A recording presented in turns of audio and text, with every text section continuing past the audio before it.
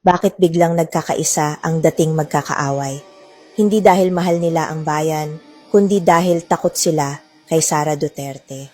Sa napolitika ng Pilipinas, makikita mo ang tunay na alyansa kapag may isang bagay na kinatatakutan ang lahat.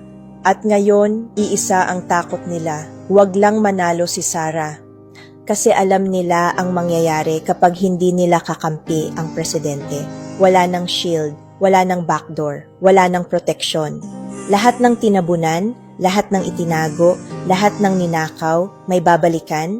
Flood control scams, 100 billion insertions, ghost projects, lahat may resibo. Kaya kahit pink, yellow, red, elite o oligarch, kaya nilang magsama-sama. Hindi para sa bayan, kundi para sa sariling kaligtasan. Dahil hindi nila kinatatakutan si Sara dahil masama siya. Kinatatakutan nila siya dahil hindi siya hawak. Dahil kapag siya ang nanalo, hustisya ang hahawak sa kanila. At ito ang totoo. Kung hindi nila kakampi ang magiging presidente, lahat sila may posibilidad na makulong. Kaya ngayon, desperado sila. Hindi sila takot sa politika, takot sila sa hustisya.